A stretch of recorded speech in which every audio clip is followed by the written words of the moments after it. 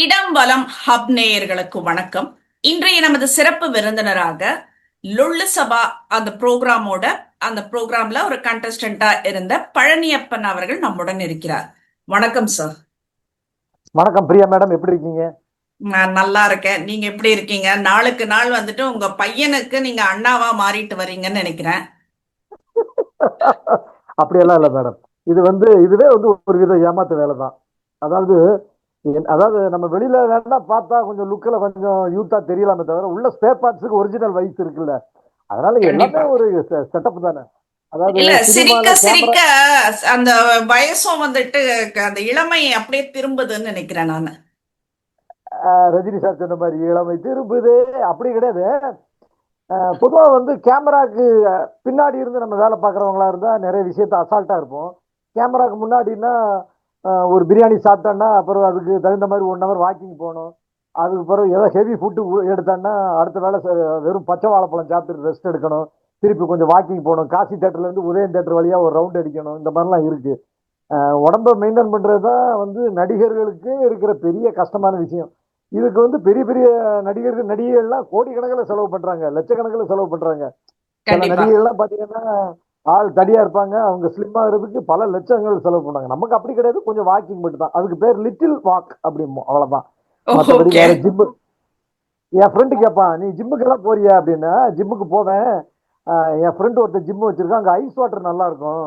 அதனால அந்த ஜிம்முக்கு அடிக்கடி போவேன். அது மட்டும் இல்லாம அங்க போனா 2 வீடியோ எடுத்துட்டு வருவேன். மத்தபடி வேற எதுக்கும் போக மாட்டேன், எக்ஸசைஸ் எல்லாம் பண்ண மாட்டேன் அப்படின்னு. ரீல்ஸ் போடுறதுக்காக. ரீல்ஸ் போடுறதுக்காக. கண்டிப்பா. நம்ம நிகழ்ச்சிக்கு போறதுக்கு முன்னாடி உங்களோட சிம்பல்ல அந்த ஓப்பனிங் இது பண்ணிடுங்களேன். என்ன ஓப்பன்? லொல்லு சபா. அதுவா? அதையும் பண்ணலாம். பாட்டில் ஓபன் பண்ணுவீங்கல்ல நீங்க? இது சரக்கு பாட்டில் ஓபன் பண்றதா? ஆமா. சீரியலோட ஸ்டார்டிங்ல பாட்டில் ஓபன் பண்ண சொன்னா அது ஒரு நியாயம். இல்ல, ப்ரோக்ராம்லயே ஓப்பனிங் ஓபன் பண்ண சொல்றீங்க. ஓபன் பண்ணுங்க பாக்கலாம், ஸ்டார்ட் பண்ணிக்கலாம். பா, ரொம்ப டைட்டா இருக்கும். ஆமா, 2வது ரவுண்ட்ல தான் இருக்கும். இந்த ஓபன் ஆயிடுச்சு. அதாவது எங்க ஆ, டைரக்டர் ராம்பாலா, என்னோட குருநாதர் ராம்பாலா எனக்கு கொடுத்த முதல் காட்சி, முதல் ஷாட்டே இதுதான். அதுக்கு ஆமா. பிறகு நான் 120 சீரியல் நடிச்சேன்னா 100 சீரியல்லையும் குடிக்கிற காட்சி இருக்கும். குடியை கெடுக்கும்பாங்க. ஆனா குடிக்கிற மாதிரி நடிச்சுதான் நான் பொழைக்கவே செஞ்சுட்டு இருக்கிறேன். கண்டிப்பா. கண்டிப்பா. ஆமா. அது நீங்க சிறகடி காசை, தெண்டலை மெல்ல பேசு, விஜய் டிவி சீரியல் உள்பட எல்லாத்துலயுமே குடிக்கிற காட்சி இருக்கு. அது நம்ம நடிப்பு. நம்ம எம்ஜிஆர் மாதிரி இல்ல ஒரு சில நடிகர்கள் மாதிரி நான் குடிக்கிற காட்சியில நடிக்க மாட்டேன் அப்படின்னு சொன்னா நம்ம வீட்டுல தான் இருக்கணும். அதனால ஊருடன் ஒத்துவாள் அப்படிங்கிற மாதிரி எப்ப அப்டேட்ல என்ன இருக்கோ அது மாதிரி பண்ணிட்டு போயிடணும். 2வது 20-25 வருஷம் ஆனதுனால ஆஹ், நம்மள நிறைய டைரக்டர்களுக்கு தெரியும்.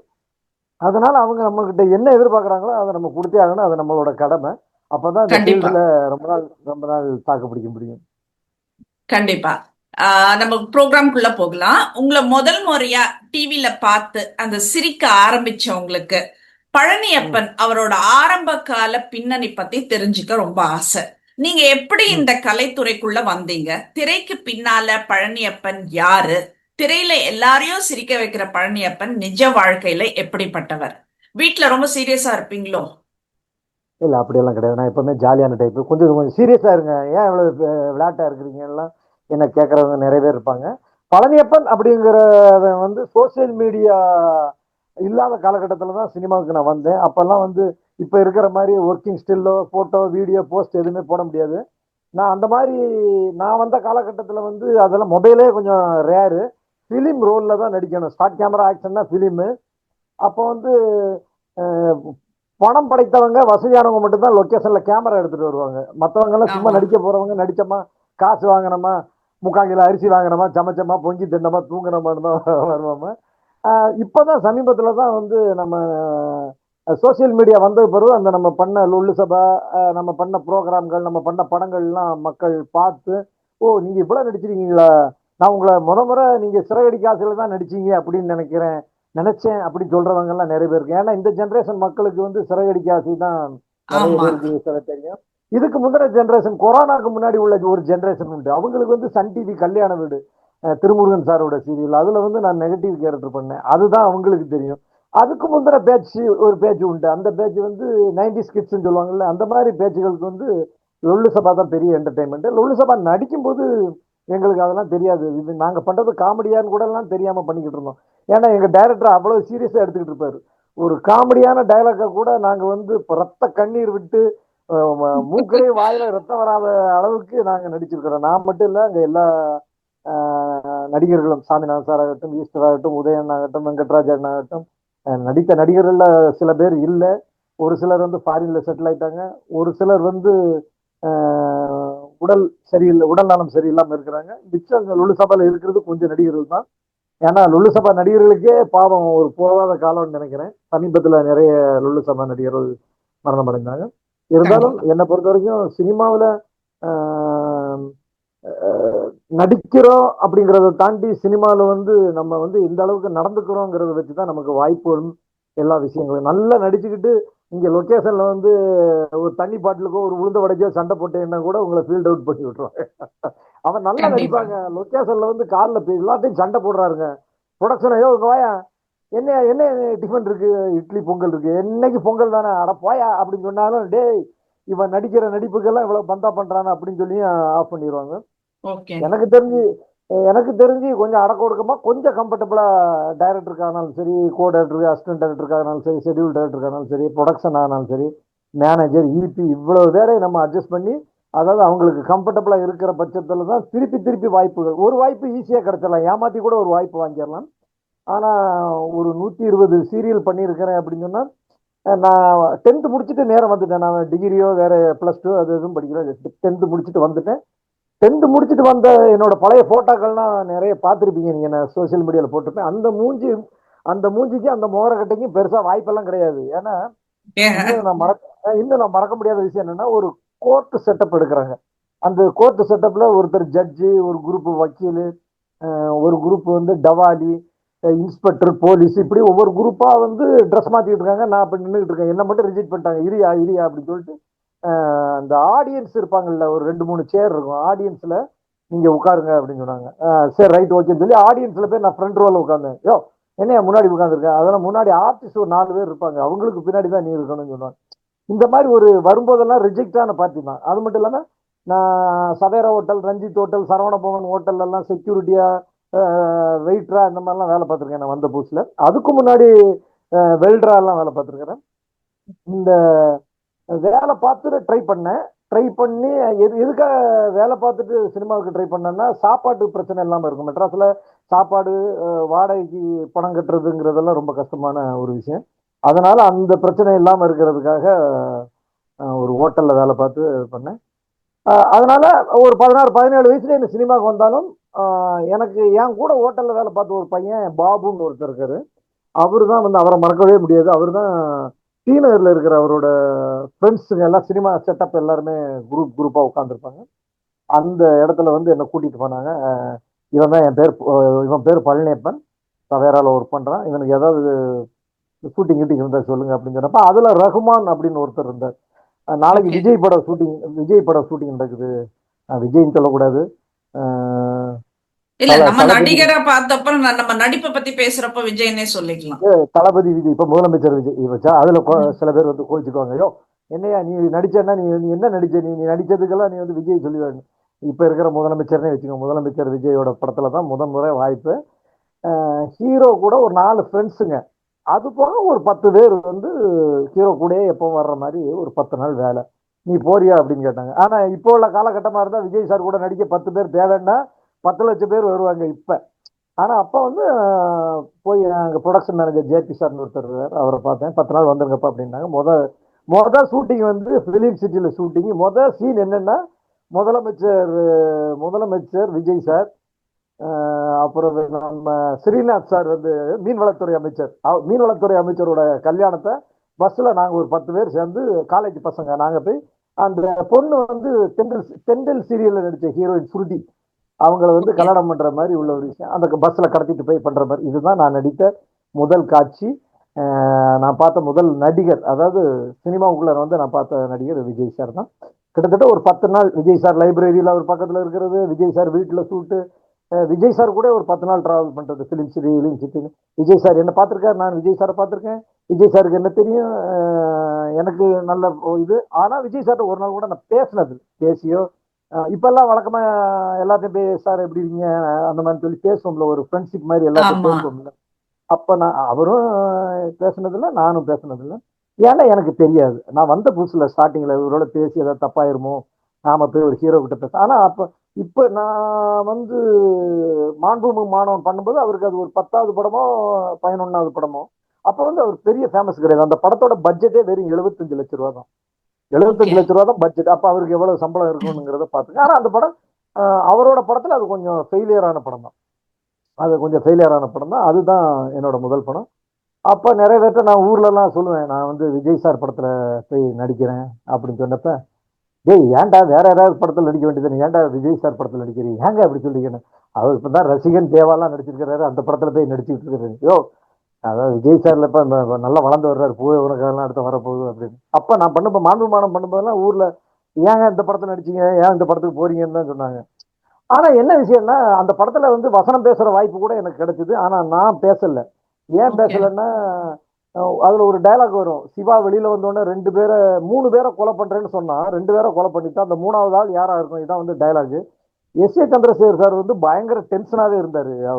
அவர்கிட்ட டயலாக் பேசி நடிச்சுட்டானா நீங்க உண்மையில ஒரு பெரிய விஷயம் தான். ஏன்னா பல பேர் திட்டு வாங்குறத நேர்ல பார்த்திருக்கேன். நான் அப்பதான் நான் வந்த புதுசுல நான் ஒரு ஸ்டூடெண்ட் கூட இல்லாத ஒரு பருவம் எனக்கு. அதாவது ஓகே. ஒரு காலேஜ் ஸ்டூடெண்ட்னாலே ஒரு 19 20 வயசு இருக்கணும். நான் அதை விட கம்மியான ஒரு வயசுல தான் அப்ப இருந்தேன். நான் போய் ஏதாவது டயலாக் அது எப்படி ஸ்டார்ட் கேமரா ஆக்ஷன் சொன்ன உடனே எப்படி பேசணும், ஃபிலிம்ல என்ன அதை எதுவுமே தெரியாது. நான் போய் ஏதாவது மாட்டிக்குவேன், தொழில் கத்துக்கல தெரியல அப்படிலாம் நீங்க நினைச்ச உடனே எல்லாம் முன்னாடி மாதிரிலாம் போய் டயலாக் எல்லாம் பேச முடியாது. இப்ப மாதிரி டிஜிட்டல் வந்து ஒன்னு சொதப்பினா கூட டெலீட் பண்ணிட்டு சிப்பு தானே, அப்போ அப்படி ஆமா. கிடையாது ஃபிலிம். என்கிட்ட கேட்டா ஏன் டயலாக் பேசுறேன்னு சொல்லி இப்படி விரல நீட்டினாங்க. நான் அப்படி போயிட்டு ஃபிலிம் சிட்டி கேட்டுக்கு வெளியில போய் நின்ட்டேன். ஐயோ ஆண்டவா, நம்மளை பேச சொல்லக்கூடாதுடா அப்படி சொல்லி. அதுக்கு பிறகு அதே எஸ் ஏ சந்திரசேகர் சாரோட தோஸ்துன்னு ஒரு படம் பண்ணார், சரத்குமார் சாரோட படம். இந்த படத்துல வந்து ஜெயில் கைதிகள் செட்டப்பு, அது நடிகர் சங்கம், துணை நடிகர் சங்கம், கம்பெனி ஆர்டிஸ்ட் இவங்க எல்லாம் பூந்தமல்லி பிளைண்ட் ஸ்கூல்ல தான் எடுத்தாங்க. அப்போ வந்து படத்தோட ஸ்டார்டிங் ஒரு 3 பேருக்கு டயலாக் எந்திரிச்சு க்ளோஸ் அப்ல டயலாக் பேசணும். அப்போ வந்து அசிஸ்டன்ட் டைரக்டர் சொல்றாரு, கோ டைரக்டர் சிவா சார்ன்னு நினைக்கிறேன். அப்போ கோ டைரக்டர் வந்து சொல்றாரு, யார் டயலாக் பேசுறீங்க அப்படின்னு சொன்னோன்னே ஒரு குரூப் எல்லாருமே உட்காந்துருக்கேன், நான் மட்டும் கையை தூக்குறேன். எல்லாரும் என்ன பாக்குறாங்க, எஸ் ஏ சந்திரசேகர் டயலாக் பேச போற செத்தடா அப்படின்னாங்க. ம். பேசியடா எங்க பேசுற அப்படின்னு. டயலாக் இது ஓகே, அப்பலாம் பார்த்து பேசணும். சந்திரசேகர் சார் இன்னொரு விஷயம் என்னன்னா, இந்த படத்துல ஒன்னை காட்டின பிறகு தான் சரத்குமார் சாரே காட்டுவாங்க. நீ முக்கியமான ஓ. அந்த டயலாக் உனக்கு முக்கியமான மேட்ரு. என்ன டயலாக்னா, அக்டோபர் 2 காந்தி ஜெயந்தியை முன்னிட்டு ஒரு 2 10 கைதிகளை விடுதலை பண்றோம். அதுல ஒருத்தன் கணேசன்பா, ஒருத்தன் அவனுக்கு தேங்க்ஸ் அப்படிம்பா, என்ன பேர் சொல்லி கூப்பிடுவாங்க. அப்ப நான் எந்திரிச்சு ஓப்பனிங்கே லொல்லான டயலாக் தான். சார் என்ன சார் ஜாலியா இருக்கலாம்னு தான் ஜெயிலுக்குள்ளே வந்தேன், இப்ப திடீர்னு என்ன வெளியில போக சொல்றீங்க, வெளியில போன சோத்துக்கு என்ன பண்ணுவோம், உங்க அப்பா நான் சோறு போடுவோம் அப்படின்னு யாரோ ஒரு போலீஸ் ஆபீசரை பார்த்து கேட்கணும். இதுதான் டயலாக். ஓகே. நான் பேசின அந்த டயலாக்ல உங்க அப்பனா போடுவாங்கிறத மட்டும் சென்சார் வெட்டிட்டாங்க. ஓப்பனிங் டயலாக்ல சென்சார் கொஞ்சம் வெட்டி வந்த டயலாக் தான். என்ன டயலாக்னா, வெளியில போனா சோத்துக்கு என்ன பண்ணுவேன் அப்படின்னு சொன்னோன்னா, இங்க எல்லாரும் ஏன்டா அந்த சோத்துக்கு செத்தவனா இருப்பான் போல இருக்குன்னு கைகளை சொல்லுவோம். இது அதுக்கு பிறகு விஸ்வா அப்படிம்பாங்க. விஸ்வா காணாது, சரத்குமார் வந்து ஜெயில இருந்து தப்பிச்சு போயிருப்பாரு. அப்பதான் டைட்டில் போடுவாங்க. இதுதான் எஸ்ஏசி சாரோட ஃபர்ஸ்ட் படத்துல நான் பேசின ஓகே. டயலாக். அதுக்கு பிறகு வந்து சுக்ரான் ஒரு படம், அதுவும் விஜய் சார் படம். அந்த படத்துல விஜய் சாரோட ஓப்பனிங் சீன், விஜய் சார் கூட டயலாக், அதுலயும் டயலாக் பேசியிருந்தேன். இப்பெல்லாம் என்னன்னா, நீ டயலாக் பேசாம பேசுனேன்னு சொல்லவும் முடியாது. ஏன்னா எல்லாம் யூடியூப்ல செக் பண்ணிடுவாங்க. இல்லையா ஆமா. உன்னை பார்த்தேன் இல்ல, பொய் சொல்ல முடியாது. முன்னாடி பொய் மாதிரி சொல்ல முடியாது. பொய் சொல்ல முடியாது. நான் வந்து இதுல ஒரு சீரியல்ல நடிக்கிறேன்னு சொன்னா, அந்த சீரியல்ல எந்த எபிசோடு என்ன இதுன்னு சொல்லிட்டு சர்ச் பண்ணிடுறாங்க. மக்கள்லாம் பயங்கர பிரில்லியண்டா இருக்காங்க. அதனால கண்டிப்பா. அதுக்கு பிறகு நான் பார்த்தேன், என்ன ஒரு டயலாக் எல்லாம் பேசினா நம்ம எப்ப வந்து நம்ம ஒரு பெரிய இடத்த பிடிக்கிறது, அது நம்ம ஒரு நடிகன் ஆக முடியாது. நம்ம லட்சியம் வந்து ஒரு நடிகன் ஆகணுங்கிறது தான். இது வந்து ஆக முடியாது.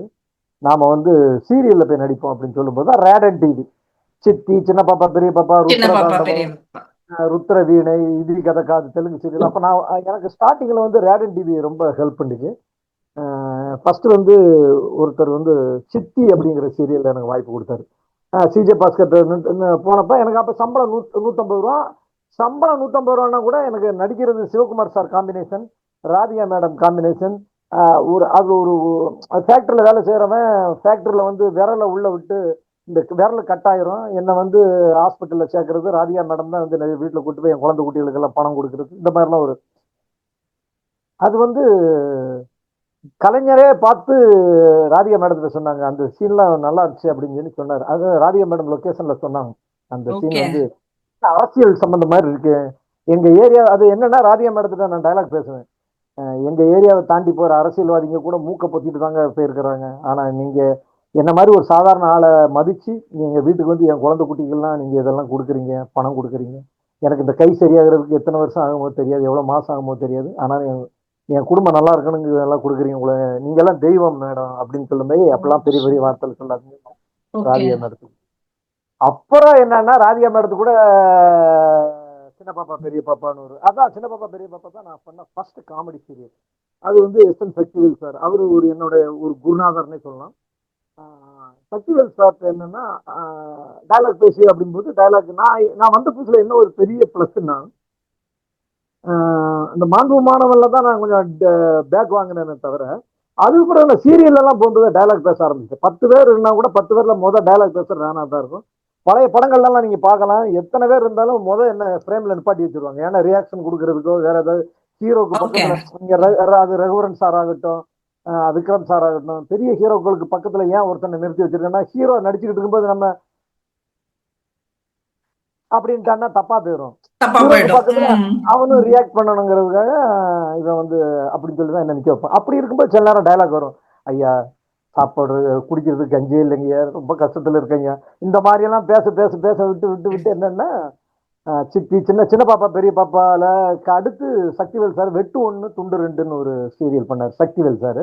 அதுல வந்து co director and dialogue writer வந்து ராம்பாலா சார், அதாவது ராம்பாலா லொல்லுசபா சார். சார். அப்போ வந்து அவர் என்ன பார்த்திருக்காரு. ஆனா அப்ப எனக்கு ஒன்றும் பெரிய பழக்கம்லாம் கிடையாது, பார்த்திருக்காரு அப்படி தவிர அவ்வளவுதான். அதுக்கப்புறம் அவர் லொல்லு சபா பண்ணும்போது அதுல ஒரு டைலாக் பேசுற ஆர்டிஸ்ட் வேணும்னு லொல்லு சபாக்கு என்ன வந்து அட்மாஸ்பியருக்கோ இல்ல சும்மா கும்பல் நிற்கிறதுக்கெல்லாம் கூப்பிடல. லொல்லு சபா முதல் எபிசோடே வந்து எனக்கு ஒரு கேரக்டருக்காக தான் கூப்பிட்டாங்க. ஏன்னா அதுக்கு முன்னாடி நான் சீரியல்ல நிறைய போயிட்டு டைலாக் எல்லாம் நிறைய எந்த ஆர்டிஸ்ட் ஆனாலும் போய் டைலாக் பேசிடுவேன் அப்படிங்கிற ஒரு கெப்பாசிட்டி இருந்ததுனால லொல்லு சபால ஸ்டார்டிங்.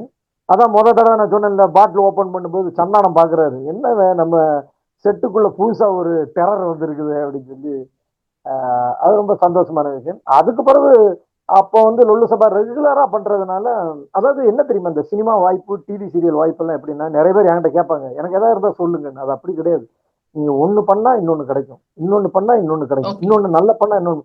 நீங்க உங்களை ஒரு ப்ரோக்ராம்ல கமிட் பண்ணும்போது உங்களோட ப்ரொடக்ஷன் மேனேஜர்கிட்ட இன்னொரு ப்ரொடக்ஷன் மேனேஜர் கேட்பாங்க, பழனி இந்த கேரக்டர்ல நான் கமிட் பண்ண போறேன், அவன் எப்படி, ஐயோ அவனா போட்டுறாதீங்க அவன் மோசமானவன் சொன்னா முடிஞ்சு போச்சு.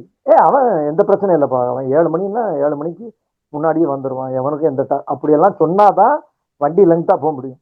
ஓப்பனிங்கே போய் ஏதாவது சண்டை தகராறுலாம் பண்ணா அது கிடைக்காது. ஓகே. இப்போ இந்த இல்ல இல்ல நான் கேட்க வேண்டிய கேள்விகளுக்கு எல்லாமே வந்துட்டு நீங்க ஒரே இதுல பதில் சொல்லிட்டீங்க. இந்த லொல்லு சபாவோட ஸ்பெஷலே வந்துட்டு அந்த கவுண்டர் காமெடி தான். அந்த ஸ்பாட்லயே வசனம் பேசுறது அப்படின்றது அது எப்படி சாத்தியமாச்சு அப்படின்றது ஒரு கேள்வி இருக்கு. அப்போ இருக்கிற அந்த லொல்லு சபா காலத்து காமெடிக்கும் இப்ப இருக்கிற அந்த மீம்ஸ் ரீல்ஸ் இந்த உலகத்துக்கும் அந்த இருக்கிற அந்த காமெடிக்கும் என்ன வித்தியாசம் பாக்குறீங்க நீங்க? அதாவது மேடம் லொல்லு சபா வந்த புதுசுல அதுதான் ஃபர்ஸ்ட் ஸ்பூஃப்னா ஹாலிவுட்ல வேணா ஸ்பூஃப் இருந்திருக்கலாம். பட் எனக்கு தமிழ்லன்னு பாத்தீங்கன்னா ஸ்பூஃப்ங்கிறது லொல்லு சபா எங்க டைரக்டர் தான். அதாவது ஒரு சினிமாவை உல்டா பண்ணி சினிமாவை கலாய்ச்சி ஒரு சினிமாவில் ஆனா அது இப்போ யோசிச்சு பார்த்தா அது தப்போ சரியோங்கிறது எனக்கு தெரியாது. ஆனா வந்து அது அப்போ வந்து நிறைய பேரை மகிழ்ச்சிருக்கு. நிறைய பேர் வந்து இந்த இப்ப நீங்க விஜய் சாரை வந்து எத்தனை பேர் வீடியோ போட்டு கலாய்க்கிறாங்க, விஜய் சாருக்கு இது மாதிரி பண்றாங்க, விஜய் சாரை வந்து இது பண்றாங்க அப்படின்னு சொல்லுவாங்கல்ல. விஜய் சாரை பாரு ஒருத்தர் வந்து விஜய் சாரை கலாய்ச்சிருக்காங்க வீடியோல அப்படி சொல்லுவாங்கல்ல. இது ஃபர்ஸ்ட் பண்ணது லொல்லு சபால போய்க்கிற எபிசோடு தான். விஜய் சாரை முதல் கலாய்ச்ச பெருமை வந்து லொல்லு சபால தான் சேரும். அது சரியா தப்பான்னு எனக்கு தெரியாது, அது வேற விஷயம், அது வேற டிபார்ட்மெண்ட், அதுக்கு நமக்கு சம்பந்தம் இல்லாம ஃபர்ஸ்ட் கலாய்ச்சது நாங்க தான். விஜய் சார் அந்த எபிசோடு பாக்குறாரு, போக்கிற எபிசோடு பாக்குறாரு, பார்த்துட்டு director script writer assistant director எல்லாரும் உட்கார வச்சு அங்க பஞ்சாயத்து நடக்குது, எங்க எஸ் ஏ சந்திரசேகர் ஆபீஸ். நடிச்சவங்க யாரையுமே அவர் கூப்பிடல. நடிச்சவங்கள அவன் பாவம் நடிச்சவன் வந்து காசு வாங்கிட்டு நடிக்கிறான், அவனுக்கு தெரியாது, அவங்கள விட்டாங்க. அப்ப எஸ்ஏசி சார் தான் கூப்பிட்டு மிரட்டி விட்டுருக்காரு, யோ என்ன என் பையனை விட்டு இந்த மாதிரி பண்ணிட்டு இருக்கீங்க அப்படின்லாம் ஒரு சம்பவம் நடந்துச்சு. ஓகே. எதுக்கு சொல்றேன்னா, ஃபர்ஸ்ட் நாங்க தான் அவன் அடிச்சா அடி விழாதுரா இடி விழும், என்னடா டான்ஸ் ஃபைட்டு ஃபைட்டு டான்ஸ், அந்த கதைக்கு எப்படா வருவீங்க இப்படி எல்லாம் வந்து போக்கிரி. ஆனா போக்கிரி அப்படிதான் இருக்கும். ஆனாலும் அதை கலாய்ச்சி. இன்னொரு விஷயம் என்னன்னா, சந்தானம் சார் வந்து ரஜினி சார், சந்தானம் சார் வந்து விஜய் சார் படத்தை கலாய்ச்சிருக்காரு. ஆனா சந்தானம் சார் விஜய் கூட நடிச்சிருக்காரு. சந்தானம் நடிச்சிருக்காரு. சார் வந்து அஜித் சாரை கலாய்ச்சிருக்காரு. சந்தானம் சார் வந்து அஜித் சார் கூட நடிச்சிருக்கிறாரு.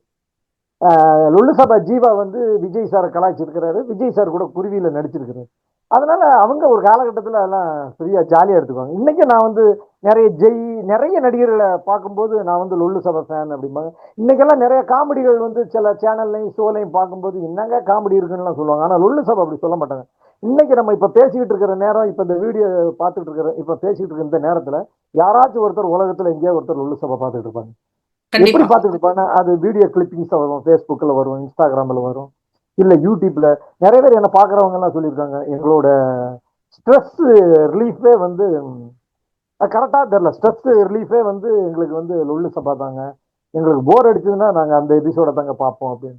அதனால என்னன்னா, காலம் கடந்தும் இன்னைக்கும் நீ லொல்லு சபால நடிச்சவரா, சிறகடி காசல் நடிக்கிறாரு பரவாயில்லையே அப்படின்னு. 3 ஜெனரேஷன் 3 காலகட்டத்தில் இருக்கிற, அதாவது 10 வருஷத்துக்கு ஒரு ஜெனரேஷன் மாறும்ல, அந்த 10 வருஷத்துக்கு ஒரு ஆடியன்ஸ் நம்ம போயிட்டு இருக்கிறோம். அதனால அவங்கள பொறுத்த வரைக்கும் என்னடா லொல்லு சபா, ஐயோ செம பிளேடுன்னு சொல்லியிருந்தா எங்க கதை முடிஞ்சிருக்கும். அவங்க இன்னைக்கும் கேட்குற வார்த்தை, நீங்க லொல்லு சபை ஏன் திருப்பி பண்ண மாட்டேங்கிறீங்க? லொல்லு சபை திருப்பி பண்ண முடியாது. ஏன் முடியாதுன்னா, இப்பெல்லாம் ஒரு சாங், இப்போ ஒரு எபிசோட்ல மாறிடுச்சு. சாங் போட்டோன்னா அதுல காப்பி ரைட்ஸ் பிடிச்சிடுறாங்க, பிஜிஎம்க்கு காப்பி ரைட்ஸ் பிடிச்சிடுறாங்க. அதனால வந்து அது ஒரு எபிசோடா பண்றது எந்த அளவுக்கு சாத்தியம்னு தெரியல. எனக்கு தெரிஞ்சு லொல்லு சபா 2 வந்து சில நடிகர்களை வச்சு விஜய் டிவி எடுத்ததாகவும், அது போட்டு பார்த்து சரியில்லைன்னு சொல்லி அப்படியே கட் பண்ணதாகவும் நான் கேள்விப்பட்டேன். எந்த அளவுக்கு உண்மைன்னு தெரியல. அப்படியும் நடந்திருக்கு. ஓகே. ஓகே. ஆஹ் இன்னொரு விஷயம் கேட்கணும். இப்ப சேஷு அவர் மறைஞ்சப்போ வந்துட்டு லொல்லு சபா நண்பர்கள் எல்லாருமே வந்துட்டு ரொம்ப எமோஷனலா பேசினாங்க. ஆனா எனக்கு ஒரு கேள்வி என்ன இருக்குன்னா, அவர் உயிரோட இருந்தப்ப அவருக்கு இந்த கிடைக்க வேண்டிய ரெக்கக்னைசேஷன் கிடைச்சதா? அப்படிதான்.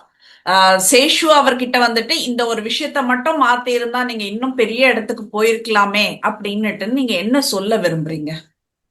அதாவது சேஷண்ணனை பத்தி நீங்க எவ்வளவு கேள்வி கேட்டாலும் எனக்கு நான் சொல்லிடுவேன். ஏன்னா சேஷண்ணன் எனக்கு நான் ஒரு 20-25 வருஷம் பழக்கம்.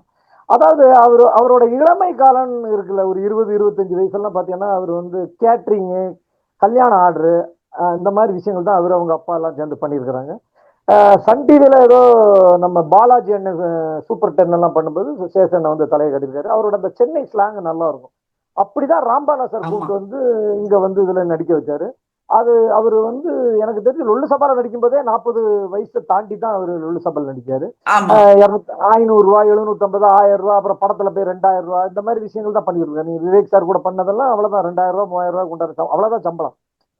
அதுக்கு பிறகு வந்து அவர் ஒரு காலகட்டத்துக்கு பிறகு சந்தானம் பீக் ஆன பிறகு சந்தான படங்கள்ல ரெகுலரா பண்ணோம்னா, என்னை பத்தி ஏங்குத, என்னை பத்தி மத்தவங்கிட்ட கேட்டுப்பாரு, ஐயோ அவரா பயங்கரமான ஆளாச்சு, அது வந்து அவருக்கு ஹிட் ஆயிருச்சு. அதுக்கு பிறகு அவருக்கு ஒரு 50,000 1,00,000 ரூபா சம்பளம் வாங்குற நிலைமை வந்தது.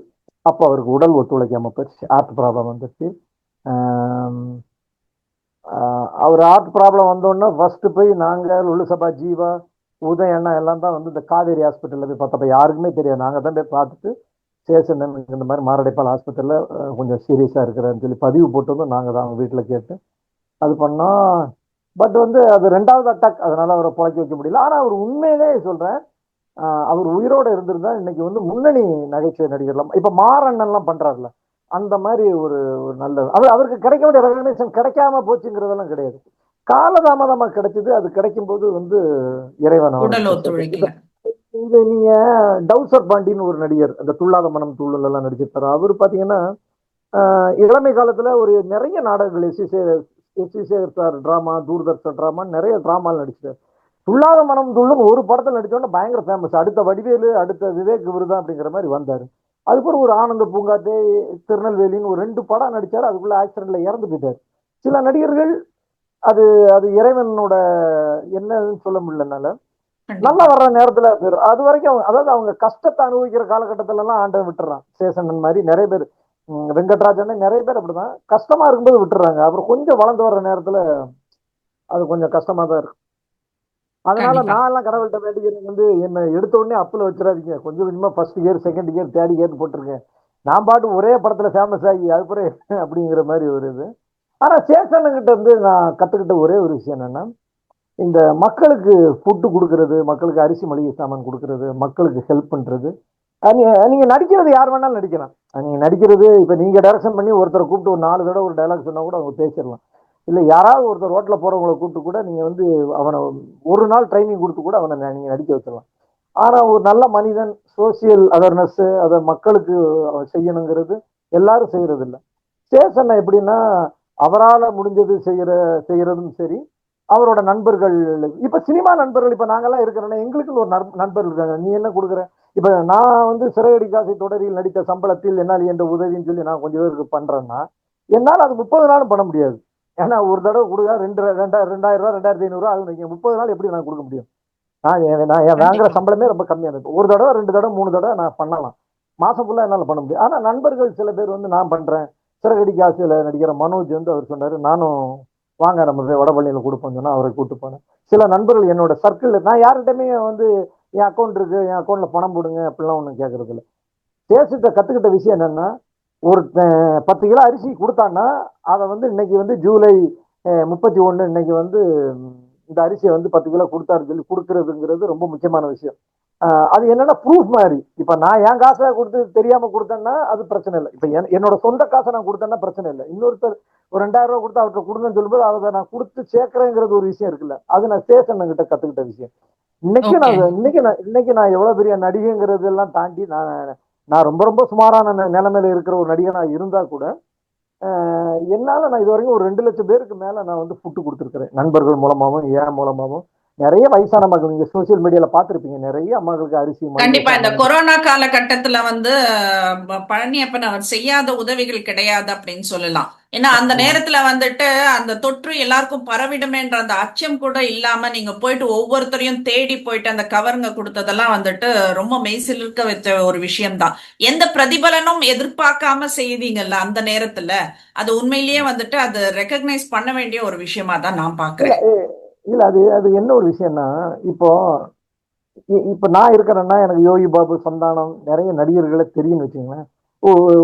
யோகி பாபு சந்தானத்தை தாண்டி அடுத்த கட்ட நடிகர்கள், சினிமா நடிகர், டிவி நடிகர்கள் தெரியும் வைங்களேன். இப்போ வந்து யோகி பாபுக்கு நான் ஃபோன் பண்ணி இந்த மக்கள் வந்து கொரோனால ரொம்ப கஷ்டப்படுறாங்க, சினிமா பீப்புள் ஏதாச்சும் ஒரு 100 150 பேருக்கு ஏதாவது கொடுங்கன்னு சொன்னப்ப அவர் கொடுக்குறேன்னு சொல்லிட்டு ஒரு லாரியை வர வச்சு அதுல அரிசி மளிகை சாமான்லாம் கொண்டு ஏவிஎம் ஸ்டுடியோல கொண்டு வந்து யோகி பாபு தான் அவர் கைப்பட. எனக்கு தெரிஞ்சு யோகி பாபு முதல் முறையா அந்த மாதிரி அரிசி மளிகை சாமான் கொடுத்தது அதான் first time. Aarthi Ganesh okay. வந்தாரு, யோகி பாபு வந்தாரு. அப்ப நான் வந்து மொத்த பேர் சினிமால என்னோட நடிகர் சங்க மெம்பர்கள், சக நடிகர்களுக்கு, ஏன்னா நான் போய் 25 கிலோ அரிசி மளிகை சாமான் 2000 3000 அரிசி மளிகை சாமான் அவ்வளவு பேருக்கு என்னால கொடுக்க முடியுமா? முடியாது. நானே கொரோனால கஷ்டப்பட்டு இருக்க நேரத்துல இந்த மாதிரி கொடுத்தேன். அப்புறம் காதல் சுகுமாரை வச்சு யாராவது ஒருத்தரை ஒரு ஒரு முதலாளி மாதிரி ஒருத்தங்களை ரெடி பண்ணி ஒரு 50 பேர் 100 பேருக்கு நான் பேர் எழுதி கூப்பிட்டு வாங்கியிருக்கேன். நிறைய சினிமா அங்காடி தெரு சிந்துக்கெல்லாம் தெரியும். அவங்க எல்லாம் என்னை கூப்பிட்டு கொரோனா நேரத்துல வந்து இவன் சிறந்த முறையில மக்களுக்கு சோசியல் சர்வீஸ் பண்ணான்னு சொல்லி அங்காடி தெரு சிந்து எனக்கு வந்து சிறந்த சமூக சேவகர் விருது கூட கொடுத்துருக்காங்க. ராதாரவியன் கைப்பட வாங்கியிருக்கிறோம். அது என்னன்னா அது அந்த சமூக, நான் இப்பவும் சொல்றேன், சமூக சேவகன்லாம் கிடையாது. என்னோட தொழில் நடிக்கிறது மட்டும்தான். நான் நல்லா இல்லாம யாருக்கும் நல்லது செய்ய மாட்டேன். நானும் இந்த தொழில் என்னை காப்பாத்திட்டு இருக்கு. நான் வேலைக்கு போறேன், நான் நல்லது பண்றேன். நான் நடிக்க போனா காசு, டப்பிங் போனா காசு, ஒரு ஈவெண்ட் போனா காசு. அதனால இது வந்து நம்ம வந்து இது செய்யறது வந்து என்னோட கடமையா நினைச்சு செய்யறேன். இது ஒரு சமூக சேவை. சமூக சேவைக்கான விருது நாளைக்கு கொடுப்பாங்க. இந்த நாட்டு மக்களோட பிரச்சனை எல்லாம் தீர்க்க வந்தவன் அதெல்லாம் நான் சொல்ல மாட்டேன். நம்ம வந்து நம்மளால முடிஞ்ச ஒரு 4 பேர். இப்ப காக்கா முட்டை சாந்திமணி அம்மான்னு ஒருத்தங்க 88 வயசு அம்மா, சுந்தர் சி சாரோட மேனேஜர், சுந்தர் சி சாரோட நடிகர் விச்சு விஸ்வநாதன்னா மாசம் மாசம் 10 கிலோ அரிசி மளிகை சாமான் கொடுக்குறாங்க. அவரு அவர் எப்படின்னா, அண்ணன் இன்னைக்கு கொடுத்துடலாமான்னு டைப் பண்றதுக்கு முன்னாடி அக்கௌண்ட்ல பணத்தை போட்டு விட்டுருவாரு எனக்கு. நான் போய் அரிசி மளிகை அவர் என்ன உங்களுக்கு நம்பணும்ல. இவன் பணத்தை அதுதான். வாங்கிட்டு இவன் பாட்டுக்கு ஏதாவது எங்கேயாவது எஸ் ஆயிட்டானா இல்ல எங்கேயாவது கொடுக்காம விட்டுருவானுங்கிற எண்ணம் வர அவங்களுக்கு இருக்கணும். அவன் நல்ல பையங்கிற ஒரு இது இருக்கணும். அதை வந்து நம்ம காப்பாத்துறதுங்கிறதே ரொம்ப கஷ்டமான விஷயம். புரியுதுங்க. நான் சில கண்டிப்பா. நேரங்கள்ல வந்து அறக்க பறக்க ஷூட்டிங் போயிட்டு வந்து ராத்திரி 10 மணிக்கெல்லாம் போய் கொண்டு கொடுத்துருக்கேன். இந்த அம்மா வச்சுக்கேன் அப்படியும் கொடுத்துருக்கேன். அது வந்து அது ஒரு ஒரு மன ஆத்ம திருப்தி தான். அதாவது எனக்கு சந்தோஷம், பரவாயில்ல நம்ம கொடுத்துருக்கோம். இப்பவும் நான் வந்து என்னைக்காவது சும்மா உட்காந்து வீடியோ பார்த்துக்கிட்டு இருக்கும்போது நிறைய என்னோட கேலரி ஃபுல்லா மக்களுக்கு கொடுத்த ஃபுட்டு கொடுத்தது, வீடியோ வீடியோ போட்டோஸ் எல்லாம் இருக்கலாம். அது பார்க்கும்போது சந்தோஷம். நான் நடிச்சதை விட இது நான் சந்தோஷம். சந்தோஷப்படுறேன். நடிச்ச 120 சீரியல் 50 படத்தில் நடிச்சதெல்லாம் இந்த நாட்டுக்கு எந்த பிரச்சனையும் இல்லை. இது வந்து சமூக சிறந்த விஷயங்களுக்காக. இன்னும் நிறைய பேர் சொல்லுவாங்க, அதை ஏன் சார் வீடியோ எல்லாம் எடுக்கிறீங்க? இந்த காலத்துல இப்ப நீங்க போய் வார்டு கவுன்சிலர் போய் சொல்லுவாங்களா வீடியோ எடுக்காதீங்கன்னு சொல்லுவாங்களா? எம்எல்ஏ உதவி பண்ணும்போது எம்எல்ஏ கிட்ட போய் சொல்லுவீங்களா, ஐய் நீங்க வந்து யாருக்குமே தெரியாம கொடுங்கன்னு சொல்லுவீங்களா? இல்ல ஒரு தமிழ்நாட்டு முதலமைச்சரோ இல்ல வேற பிரதமரோ ஒரு நலத்திட்ட உதவி பண்ணும்போது போட்டோ வீடியோ எடுக்காம கொடுப்பாங்களா? கொடுக்கணும். அப்ப நம்ம கொடுக்கறத பார்த்தா தான் 4 பேர் வந்து செய்யறான்னு சொல்லி இன்னொருத்தருக்கு செய்யற தோணும். நான் கோயம்பேடு மக்களுக்கு சாப்பாடு கொடுக்கறதுனால எத்தனை பேர் வந்து அவங்க கொடுக்குறாங்க தெரியுமா? அது எனக்கு தெரியும். எத்தனை பேர் கண்டிப்பா. என்னோட சக நடிகர்களே அதை வைக்கிறாங்க. அது வந்து அது ஒரு சந்தோஷமான விஷயம். கண்டிப்பா. கடைசியா ஒரு கேள்வி சார். நடிகனா இருக்கிறதுல மிகப்பெரிய கஷ்டம் என்னன்னு நினைக்கிறீங்க நீங்க? நடிகன் இருக்கிறதுல எனக்கு நடிகன்ல கஷ்டமே கிடையாது. என்ன என்ன ஒரு கஷ்டம்னா சில நேரங்கள்ல சொந்தக்காரங்க ஃபங்க்ஷனுக்கு போக முடியும். இன்னும் எங்க ஊர்ல எல்லாம் சொந்தக்காரங்க என்ன கொலகாண்டில பார்ப்பாங்க. ஏன்னா சில எங்க ஒரு போன மாசம் என் ஒய்ஃபோட அம்மா இறந்துட்டாங்க, மாமியார் இறந்து போயிட்டாங்க. இறந்துகிட்டு இருக்கும்போது ஏர்போர்ட் சீன் எடுத்துட்டு இருக்காங்க. ஏர்போர்ட்ல தெண்டலை மெல்ல பேச ஆல் ஆர்டிஸ்ட் காம்பினேஷன்ல சீன் எடுத்துட்டு இருக்காங்க. எடுத்துட்டு இருக்காங்க. நான் ஊர்ல போன் பண்ணி சொல்றேன், நீங்க பாடி எடுத்துருங்க, நான் நாளைக்கு வந்துடுறேன் அப்படின்னு சொல்றேன். என்னப்பா ஏன் என்ன? இல்ல அங்க ஆல் ஆர்டிஸ்ட் காம்பினேஷன் அப்படின்னு. ஆல் ஆர்டிஸ்ட் இருக்காங்கல்லப்பா, நீ ஒருத்தர் இல்லாதனால இல்லைன்னா ஏதாவது பிரச்சனை வந்துருமா அப்படின்னு கேட்க. யோ ஆல் ஆர்டிஸ்ட்னா காம்பினேஷன் ஏதாவது நம்ம எல்லாம் போனா தப்பா போயிடும் அப்படின்னு. அதை அவங்களுக்கு புரிஞ்சுக்க முடியல. நான் வந்து அந்த ஷூட்டிங்கை முடிச்சுட்டு அந்த காலையில அந்த நான் நடிச்சதுக்கு உண்டான இதை வந்து டப்பிங் பேசிட்டு அதுக்கு பிறகு போனேன். அதுக்கப்புறம் அந்த மறுநாளை காடாப்புன்னு சொல்லுவாங்கல்ல, அந்த இதுன்னு சொல்லி இறந்து போனவங்களோட இது வச்சு படைச்சு இதெல்லாம் பண்ணுவாங்க. அது பூஜை ஆமா. மாதிரி. அது மலையாளத்துல சஞ்சானின்னு சொல்லுவாங்க, தமிழ்ல காடாத்தும்பாங்க. ஒவ்வொரு ஊர்ல ஒண்ணு சொல்லுவாங்க. அதுக்கு தான் போய் நிக்கிறேன், நின்றுகிட்டு ஓகே. இருக்கேன். ஆனா அவங்க புரிஞ்சுக்க சொல்லியிருக்கேன், ஒய்ஃபு குடும்பம் எல்லாத்துட்டையும் சொல்லியிருக்கேன், நம்ம அப்படிதான். அதனால வந்து நான் இப்பவும் நான் ஃப்ரீயா இருக்கும்போது யார் இறந்தாலும் சரி, யார் ஃபங்க்ஷனா இருந்தாலும் சரி, சென்னையில போயிருவேன். திடீர்னு நாகர்கோயில்ல இப்ப இன்னைக்கு ஷூட்டிங் இப்ப நான் உங்கள்ட்ட பேசிட்டு இருக்கிறேன். இன்னும் ஒரு அரை மணி நேரம் கழிச்சோன்னா சிறகடிக்க ஆசை ஷூட்டிங் வந்து பிபிஆர் ஹவுஸ் போயிருவேன். நான் அரை மணி ஓகே. நேரத்துல போயிடுறேன்னு வைங்களேன். ஆஹ் இன்னைக்கு ஈவினிங் ஒருத்தன் நாகர்கோயில்ல ஃபங்க்ஷன் வச்சுட்டு கூப்பிட்டா நான் எப்படி போக முடியும்? அதனால சில பேர்லாம் இன்னும் சொல்லுவாங்க, அவன் ஆள் பார்த்து தான் போவான், கொஞ்சம் வசதியானவன்னா போவான், கொஞ்சம் கம்மியானவன்னா போக மாட்டான் அப்படிலாம். நீங்க சொன்னீங்கல்ல நடிகனா இருக்கிறது என்ன கஷ்டம், இது ஒரு நடிகனா இருக்கிறது சின்ன சந்தோஷம் கண்டிப்பா. அப்படின்னு சொன்னாலும். சந்தோஷம் என்ன அப்படின்னு சொன்னோம்னா, தமிழ்நாட்டுக்குள்ள நம்ம எதுக்காக நடிக்க வந்தோம்? நம்ம எங்க போனாலும் நம்மள ஒரு 4 பேருக்கு தெரியும். தமிழ்நாட்டுக்குள்ள நான் எங்க போனாலும் 4 பேர் இல்லை, ஒரு 40-400 பேருக்கு தெரியுங்கிறது ரொம்ப சந்தோஷம். நான் நாகர்கோவிலுக்கு போய் பஸ்ஸை விட்டு இறங்கி வெளியில வர்றேன். ஒருத்தர் கார் டிரைவர், அண்ணா செல்வண்ணா நீங்களா வாங்கன்னு சொல்லி என்னை கையை பிடிச்சி இழுத்து காருக்குள்ள போட்டு உண்மையிலலாம் வண்டி ஓட்டிட்டு போனாரு. போட்டு என் வீட்டுல கொண்டு விட்டாரு. ஏன்னா நான் அந்த சீரியல்ல வந்து கார் டிரைவரா நடிக்கிறேன்னு சொல்லி அவர் ஒரு கார் டிரைவர் வந்து அவ்வளவு. இது வந்து நீங்க இந்த உலகத்துல எந்த வேலைக்கு போனாலும் இந்த சந்தோஷம் இருக்காது. இன்னொரு விஷயம் என்னன்னா, சீரியல் நடிகன் சினிமா நடிகனுக்கு உண்டான பெரிய பிளஸ் என்னன்னா, மைனஸ் சொல்லிட்டேன். பிளஸ் என்னன்னா, ஒரு பெண்களோ வயதானவர்களோ, நீங்க இந்த உலகத்தை நீங்க ஒருத்தங்கிட்ட எத்தனை கோடி எத்தனை ஆயிரம் கோடி சொத்து இருந்தாலும் அவங்கள திரும்பி கூட பார்க்க மாட்டாங்க. ஒரு ஓகே. ரோட்லயே பப்ளிக்ல இப்போ. ஆனா ஒரு நடிகன் போனா அவனை பார்த்தோன்னு ஒரு ஸ்மைல் பண்ணுவாங்கல்ல, ஹலோ நல்லா இருக்கீங்களா சார். அது வந்து அது கலைஞர்களுக்கு கிடைச்ச கிஃப்ட். அதை நீ அவன் வந்து யூடியூப் பிரபலமா இருக்கலாம், டிவி சீரியல் ஆர்டிஸ்டா இருக்கலாம், சினிமா நடிகராக கண்டிப்பா. இருக்கலாம், ஏன் ஒரு ஒரு பட்டிமன்ற பேச்சாளராக கூட இருக்கலாம். அது வந்து ஒரு பெரிய கிஃப்ட். அது நாம நடந்து போகும்போது ஒரு 4 பேர் நம்மளை பார்த்து, பெண்களோ ஆண்களோ வயசு பெண்களோ வயதானவர்களோ அப்படி பார்க்கும்போது அது அது எனக்கு எனக்கு ரொம்ப சந்தோஷமா இருக்கு. இது நடிகரா இருக்கு எனக்கு கிடைச்ச சந்தோஷம். ஓகே. அதான் மைனஸ் பிளஸ். கண்டிப்பா. இப்போ அந்த ரேபிட் ஃபயர் மாதிரி ஒரு வார்த்தையில எனக்கு பதில் சொல்லுங்க. பழனியப்பனுக்கு பிடிச்ச ஒரே வார்த்தை என்ன இப்ப இது வரைக்கும் நடிச்சதுல? பிடிச்சதுன்னு எனக்கு அன்பு. ம். ஒரே இன்னைக்கு வார்த்தை இருக்கிற தான், அன்பு. அன்பு. இன்னைக்கு இருக்கிற முன்னணி நடிகர்கள்ல யார லொள்ளு சபா பாணியில கலாய்க்க ஆசை? இன்னைக்கு இருக்கிற நடிகர்கள் எல்லாரையும் கலாய்க்கணும் தான் ஆசை. விஜய் சேதுபதியை கலாய்க்கலாம். ஓ, ஓகே. உங்களை ரொம்ப சிரிக்க வச்ச நடிகர் யாருன்னு நினைக்கிறீங்க? லுல்லு சபா மாறன் ரொம்ப சிரிக்க வச்ச நடிகர். அவர் வந்து ஆன் ஸ்கிரீன்ல இல்ல, ஆன் ஸ்கிரீனை விட ஆஃப் ஸ்கிரீன்ல அவர் பேசுறதெல்லாம் பயங்கர சிரிப்பா இருக்கும். இப்பவும் அவரோட இடம் இன்னும் அதிகமா ஓகே, சந்தானத்துக்கு இருக்கிற இடம் வந்து மாறண்ணனுக்கு வரும் அப்படிங்கிற நம்பிக்கை இருக்கு. எனக்கு ஓகே, மாறண்ணன் வந்து எனக்கு ரொம்ப பிடித்த காமெடி நடிகர். ஓகே. வாழ்க்கையில நீங்க வாங்கின சிறந்த அட்வைஸ்னா எதுன்னு சொல்லுவீங்க? அட்வைஸ்னா நான் ஒரு ஹோட்டல்ல வேலை பார்த்துக்கிட்டு இருக்கும்போது எங்க ஏரியால இருக்கிற, நான் கன்னியாகுமரி மாவட்டத்தை சேர்ந்த ஒரு எம்பி எம்பியோ எம்எல்ஏவோ கன்னியாகுமரி மாவட்டத்தை சேர்ந்தவர் வந்தப்ப அப்ப அந்த ஹோட்டல்ல வந்து அபு பேலஸ் ஹோட்டல். அந்த ஹோட்டல்ல டோர் மேனா இருக்கிறாரு. Car number 8379 car please come to portico, driver Narayanan please come to portico. இந்த வேலை பார்த்துக்கிட்டு இருந்தேன். கதவை திறந்து விட்டுட்டு இப்படி இந்த புதிய பாதையில சொன்ன மாதிரி அதெல்லாம் பண்ண மாட்டேன். வணக்கம் சொல்லி கதவை திறந்து விட்டுறேன். அப்போ வந்து அந்த அவரோட காரை மைக்கில் சொல்லிட்டு அவரோட கார் வர்ற அந்த லிட்டில் கேப்ல அந்த எம்எல்ஏ எம்பி நினைக்கிறேன், அவர் ஒரு பெரிய ஆள், வெள்ளை வேட்டி வெள்ளை சட்டப்பட்டு கன்னியாகுமரி மாவட்டத்துக்கு. தம்பி பேர் என்ன? பழனியப்பன். எந்த ஊரு? கன்னியாகுமரி. ஏய் என்னடா நீ கன்னியாகுமரியில இருந்துட்டு நீ இங்க வந்து நீ கதவை திறந்துகிட்டு இருக்க, நீ எல்லாம் ஏதாவது பெரிய சாதிக்க வேண்டாமா, நம்ம ஊர் பேரை காப்பாற்ற வேண்டாமா அப்படின்னாரு. அது அவர் இன்னைக்கு வரைக்கும் அவர் பேரு அவர் என்ன இதுன்னு கூட எனக்கு தெரியாது. சொல்லிட்டு ஒரு 100 ரூபாய் என்கிட்ட கொடுத்துட்டு போனாரு. 100 ரூபாங்கிறது அப்ப இப்ப இங்க 1000 ரூபாய்க்கு சமம். இப்போதைக்கு ஓகே. 1000 வாங்கினா ஒரு 20. அது அந்த 100 ரூபாயை எனக்கு செலவு பண்ண கூட மனசு வரல கொஞ்ச நாளைக்கு. ஆனா அவர் சொன்ன விஷயம் வந்து என்ன தூங்க விடாம பண்ணிருச்சு. என்ன எங்கேயோ நாகர்கோவில்ல பிறந்துட்டு அது கலைவாணர் என்எஸ்கேவோட ஊரு, அங்க இருந்து பிறந்துக்கிட்டு நீ போய் கேட்ல நின்றுகிட்டு இருக்கேங்கிறது கொஞ்சம், அது அந்த அட்வைஸை நான் மறந்தது இல்லை. அதாவது இன்னைக்கு வரைக்கும் ஃபாலோ பண்றேன். கண்டிப்பா. இப்போ நீங்க ஒரு லொள்ளு சபால இருந்து அந்த அந்த இதுக்கு டிரான்ஸ்ஃபார்ம் ஆயிட்டு இப்போ வந்து நிறைய சீரியல்ஸ்ல எல்லாம் சீரியஸ் கேரக்டர் எல்லாம் கூட நடிக்க ஆரம்பிச்சிட்டீங்க. சோ ஒரு ம். காமெடி அப்படின்றத விட்டுட்டு நீங்க வந்துட்டு ஒரு குணச்சித்திர நடிகர் அப்படின்ற லெவலுக்கே வந்துட்டீங்க நீங்க. சோ இப்படி ம். இருக்கும்போது இப்போ வர ஆர்டிஸ்டுங்களுக்கு உங்களோட அட்வைஸ் என்னவா இருக்கும்? இல்ல என்ன என்ன என்னை பொறுத்தவரை நிறைய பேர் சொல்லுவாங்க ஐ ஆம் காமெடி ஆக்டர், ஐ ஆம் வில்லன், ஐ ஆம் அப்படின்னு ஒவ்வொருத்தர் ஒவ்வொரு கேட்டகரி இருப்பாங்க. ஆனா என்ன பொறுத்தவரைக்கும் ஐ ஆம் ஆக்டர், ஆக்டர் ஒன்லி. நான் வந்து கல்யாண வீட்டில் வில்லனை பண்ணியிருக்கேன், லொல்லு சபால காமெடி, நிறைய ப்ரோக்ராம்ல காமெடி, சிறகடிக்க ஆசையில காமெடி எல்லாம் கிடையாது, சென்டிமெண்ட், எமோஷன், ஃபீல் எல்லாமே இருக்கும். சிறகடிக்க ஆசையில தெண்டலை மெல்ல பேசு, சிறகடிக்க ஆசையில் அது பண்ணதுனால தெண்டலை மெல்ல பேசுறீங்க கொஞ்சம் சென்டிமெண்டான ஒரு கேரக்டர் தான்.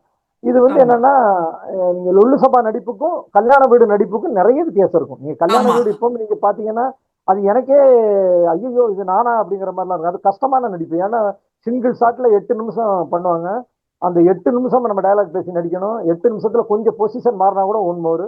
அது ஒரு டைப் நடிப்பு, வில்லனான நடிப்பு. அதுக்கப்புறம் கல்யாண வீடு செல்வத்துக்கும் சிறகடி காசு செல்வத்துக்குமே பயங்கர வித்தியாசமா இருக்கும். இப்ப நான் இப்ப சிறகடி காசுக்கு பிறகு இன்னொரு இடத்துல போய் நடிச்சா கூட சிறகடி காசு சாயல் இல்லாம கொஞ்சம் வித்தியாசம். நம்ம ஒன்றும் பெரிய கமலஹாசன் விக்ரம் கிடையாது. கொஞ்சம் இந்த கேரக்டருக்கு அந்த கேரக்டர் வித்தியாசம் இருக்கணும்னு நினைக்கிறவன் நான். ஓகே. தமிழ் சினிமா இப்படிப்பட்ட ஒரு கலைஞனை வந்துட்டு ரெக்கக்னைஸ் பண்ணாம விட்டுடக்கூடாது அப்படின்றது தான் எங்களோட கோரிக்கை. ஸோ வந்துட்டு ம். கோலிவுட் வந்து கொஞ்சம் ஒரு இன்டென்ஷன் எடுத்து பழனியப்பன் அவர்களுக்கு இன்னும் நிறைய சான்ஸ் கொடுத்து நிறைய படங்கள்ல அவரை நாங்க பார்க்கணும்னு ஆசைப்படுறோம். ஏன்னா நடிப்புன்றது வந்துட்டு எல்லாருக்கும் வராது. நீங்க வந்துட்டு ஒரு கமலாசன் மாதிரி நடினாலும் நடிக்கிறீங்க, மோகன் மாதிரி நடினாலும் நடிக்கிறீங்க. ஸோ அந்த ஒரு இதுவை வந்துட்டு யாரும் மிஸ் பண்ணக்கூடாதுன்றது தான் எங்களோட கோரிக்கையா இருக்கும். உங்களோட நேரத்தை இடம்பலம் ஹப் நேயர்களுக்கு கொடுத்தமைக்கு மிக்க நன்றி சார். ரொம்ப சந்தோஷம். அந்த இடம்பெல்லாம் நேயர்களுக்கும் இந்த நிகழ்ச்சியை பார்க்குற எல்லாருக்குமே நன்றி கலந்த வணக்கங்கள். சப்போர்ட் பண்ணுங்க இந்த சேனலுக்கு. இன்னொரு விஷயம் வந்து இது என்னோட அனுபவம். நான் சொல்றது வந்து அவர் பல வருஷம் போராடினதுனால எனக்கு இந்த இடம் கிடைச்சதே தவிர, என்னை விட திறமையான நடிகர்கள், என்னை விட பயங்கரமான நல்ல நடிகர்கள், திறமையான நடிகர்கள், எனக்கு என்னை விட பலவிதமான திறமைகள் இருக்கிற நடிகர்கள் நிறைய பேர் இந்த நாட்டில் இருக்கிறாங்க. அவங்க எல்லாம் வந்து வெளியூர்ல வெளிநாட்டுல அவங்களுக்கு கிடைச்ச வேலையை குடும்பத்துக்காக பார்த்துக்கிட்டு இருக்காங்க. இப்ப நான்லாம் வந்து இங்க வந்து ஸ்ட்ரகிள் பண்ணதுனால எனக்கு கிடைச்சது. அதனால வந்து நான் வந்து ஒரு பெரிய நடிகை அப்படின்னு கூட இன்னைக்கே நான் ஆக்டர் பழனியப்பன் சொல்றது எனக்கு கொஞ்சம் கூச்சமா தான் இருக்கு. நான் ஆக்டர் பழனியப்பன் சொல்றதுக்கே இன்னும் நிறைய ஒர்க் பண்ணணும். நான் சீரியல் 120 சீரியலோ 50 படம் நடிச்சதெல்லாம் என்னோட இது கிடையாது. என்ன கேட்டா இன்னும் நான் வந்து பெஸ்டா பண்ணணுங்கிறத நான் நினைக்கிறேன். ஆனா மக்கள் நிறைய பேர் வந்து இப்போ இன்ஸ்டாகிராம் சோசியல் மீடியால எல்லாம் பார்க்கும்போது நிறைய பேர் அவ்வளவு திறமைசாலியா இருக்கிறாங்க. அவங்களெல்லாம் வச்சு பார்க்கும்போது பரவாயில்லடா நம்ம கொஞ்சம் முன்னாடி வந்ததுனால நமக்கு கிடைச்சிருச்சு அப்படின்னு ஆமா. சந்தோஷப்படுறேன். எல்லாருக்கும் சொல்ற ஒன்னே ஒண்ணு, முயற்சியுடைய நிகழ்ச்சி அடையா இருப்பாங்க. நீங்க எப்படி சிறகடிக்க ஆசை முத்து வந்து ஒரு ஷார்ட் பிலிம் யூடியூப்ல நடிச்சு வந்தாரோ அதே மாதிரி உங்களோட திறமை எதுவா இருந்தாலும் அதை வளர்த்துக்குங்க. நாங்க 8 அடி பாஞ்சா நீங்க பின்னாடி வர்ற நீங்க 16 அடி பாய்வீங்கிற நம்பிக்கை எனக்கு இருக்கு. நன்றி, வணக்கம். தேங்க்யூ.